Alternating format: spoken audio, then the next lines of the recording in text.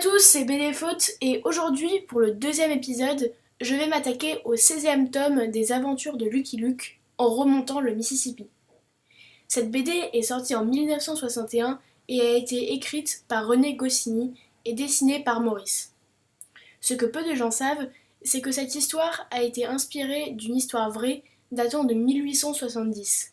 La course entre le Robert E. Lee du capitaine Cannon, qui est l'Asbestos D. Plower du capitaine Loriver, et le Natchez V du capitaine Leathers, la Daisy Bell du capitaine Barrows. Passons maintenant aux véritables erreurs. Lorsque Lucky Luke entre dans le café créole au début de la BD, on voit une plaque sur le mur à sa droite et aucune affiche sur la vitre à gauche. Mais quand il en sort avec le capitaine Barrows, la plaque a été remplacée par quelques trous et une affiche rouge Wines and Liquors est apparue. Quand Luke demande au barman un coca, il n'y a rien à sa droite. Mais à la case d'après, 3 verres sont apparus. Toujours dans la même case, on voit à sa gauche 3 bouteilles, mais à la case d'après, elles ont disparu. Puis les verres disparaissent totalement du bar. Enfin, quelques cases plus loin, une bouteille d'alcool apparaît au bout du comptoir. Parlons maintenant du coca que boivent Lucky Luke et Jolly Jumper durant tout l'épisode.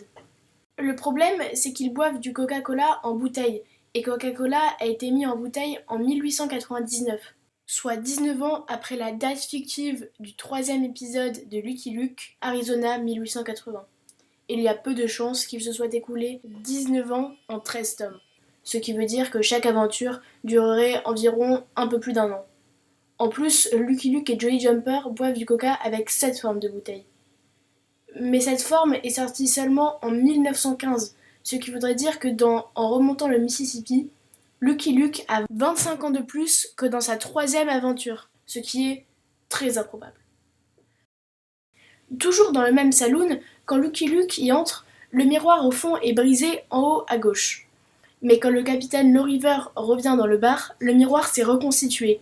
Et pour finir, quand le capitaine part, le miroir s'est rebrisé. Peu de temps après, on voit le capitaine Loriver parler à Card Steven, qui arbore un costume violet foncé. Mais quand on le voit monter dans le bateau, son costume est devenu rouge bordeaux, et il le reste durant toute la partie de poker qui oppose Bang et Card Steven.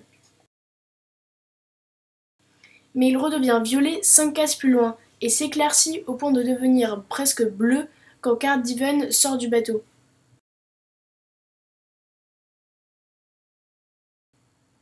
Lorsque le capitaine Loriver serre la main de Tête en fer Wilson, il se fait écraser la main droite. Alors pourquoi a-t-il mal à sa main gauche qui est devenue toute rouge et qu'il tient sous son bras ? Tout à l'heure, j'ai parlé de l'Asbestos, dit Plower, du capitaine Loriver. Mais le capitaine Barrows l'appelle l'Acestos, dit Plower, sans B, lorsque le décibel se fait dépasser. Et voilà, ce second épisode est fini, j'espère qu'il vous a plu.